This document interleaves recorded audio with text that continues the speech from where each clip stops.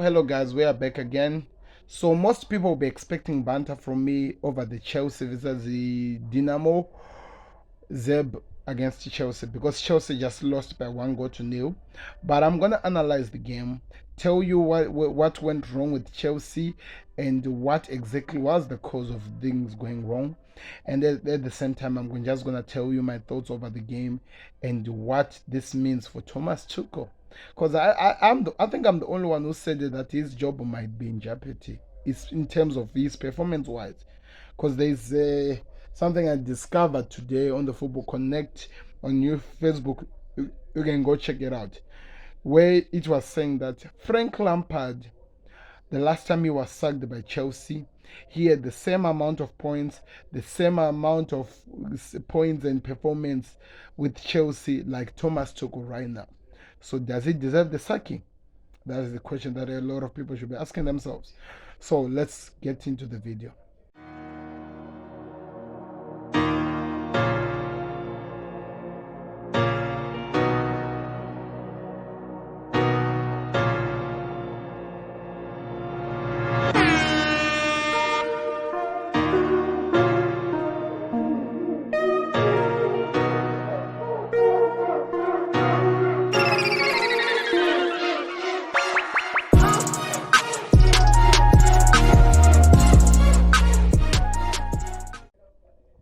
So hello guys, welcome back to another video. This is a Football Connect. Chelsea nil, Dinamo Zagreb 1. A Croatian team came in at their own home ground with their own home fans, played against Chelsea and won the game. And to be honest, the two teams, they deserve to win, and that is very weird to say. This Dinamo team deserved to win. I don't really know much about the team, but they deserved to win. If you go look at the game, how it was played, and how much they were causing problems over this Chelsea team, they probably deserved the victory that they got.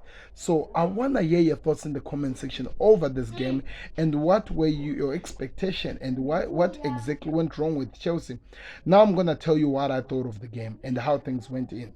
So there I go. What happened was this. It was a counter-attack by Dinamo. And one thing I discovered, Koulibaly and Fofana were both in the backside. So usually whenever it's an attack, you expect one defender to go forward and the other defender to go backwards to cover. When it means that there should be an imminent attack, or you try to defend in a high line, the other one goes forward and the other one remains behind. These two human beings of players, all of them went forward. Koulibaly and Fofana went forward to defend in a high, leaving the back line so open with nobody. And that is exactly what led to the goal, because when Fofana discovered that Koulibaly was going, he tried to go back and there was nobody who was there to help out, and that's how the first goal was scored. And can you believe it? It was 1-0 and the whole ground went crazy. As the game continued, we expected that to see a response from Chelsea. Everyone from the left to the right, everyone who was watching the game was expecting a response from Chelsea. But we never got it, because for starters, Aubameyang has just been signed. I think he only has 3 days into the club. There's still not maybe understanding over the way he plays with the way Chelsea plays. So maybe that was one of the reasons. And there were chances. I don't want to lie to you. There were chances, but the final decisions that was expected to be finishing the chances or the finishing their dinner was missing.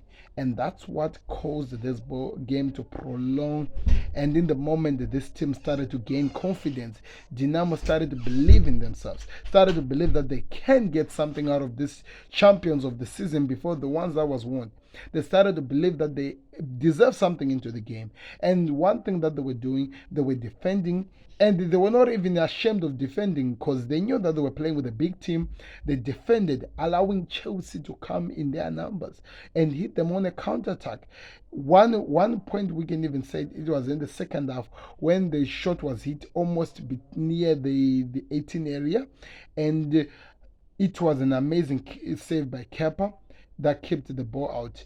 And to actually tell you how disappointing the player of Chelsea was going forward is this: they only had 2 chances on target. If to count, maybe I didn't count at the end, maybe 3 or 4 chances on target, but the whole other game they had the position. They were allowed by Dinamo to control the game. They were allowed by Dinamo to have the ball, to do whatever they can do, to have all the chances, and they could not just break this team down. To be honest, they tried everything they could, but they just could not break this team down. And now when you think about it, when you look now, the game is over. They have lost a game, one important game, where they're in a group which I believe everyone was expecting them to be dominating, but they didn't do that. And that is exactly what led into their demise. And that is exactly what led into their loss. Because now I'm looking at all these stats, and I can tell you, Chelsea had 15 shots. 3 only on target out of those 15, 69% position, and they had all the pass accuracy was correct. Fouls they committed the same 15, 2 yellow cards for Chelsea, no red cards, offside 7 for them. So it means this team was very good in catching them on offside. I think they only had 1 shot that hit the post by Reece James, which was in the final end. I think it was 92 or 93 minutes.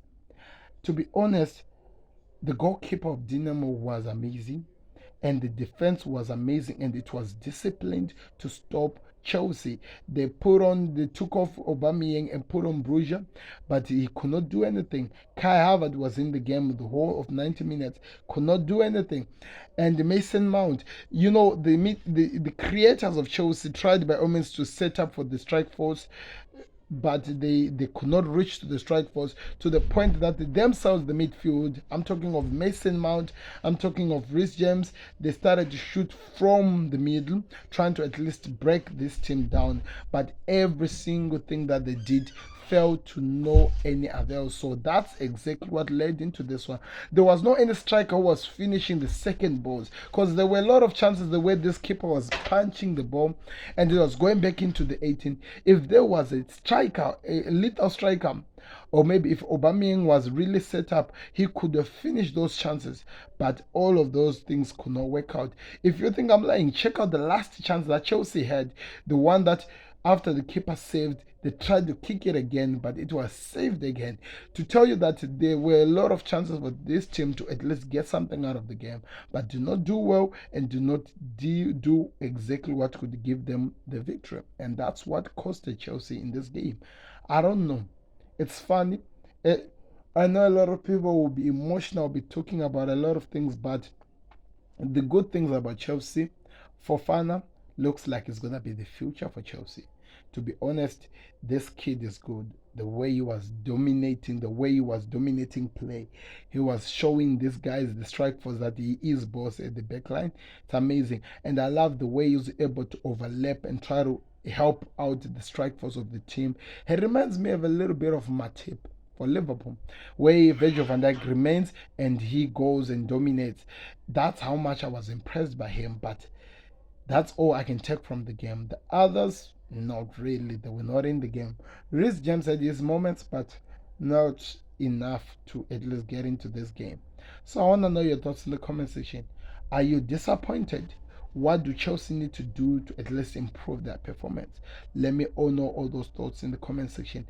Tell me what you thought of the game. Maybe you might analyze it better than I did. Thank you very much for watching. I'm out. This is Sam. Click the like button and subscribe. Beats the goalkeeper.